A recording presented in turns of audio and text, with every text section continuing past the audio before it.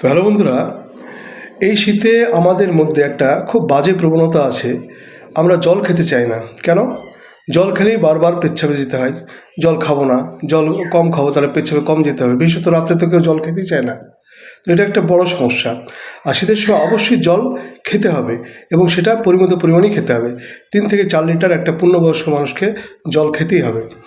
এইবারে বলি, জল না খেলে সমস্যাগুলো কী হয়। শীতের সময় রক্ত গাঢ় হওয়ার প্রবণতা থাকে। রক্ত গাঢ় হলে আপনার সমস্ত কোষে সঠিকভাবে রক্ত পৌঁছতে পারবে না।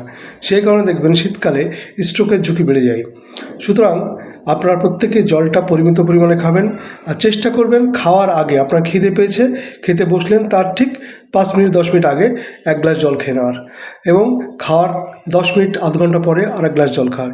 এইভাবে আপনি প্রতিদিন কমপক্ষে 3 থেকে 4 লিটার জল খাওয়ার চেষ্টা করবেন। আর পেচ্ছাপ হবেই, কারণ শীতের সময় ঘাম হয় না। ঘাম না হওয়ার কারণে পেচ্ছাপটা হয়।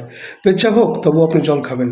জলটা খাওয়া অবশ্যই অবশ্যই শরীরের পক্ষে সুস্থ থাকার একটা ভালো টিপস।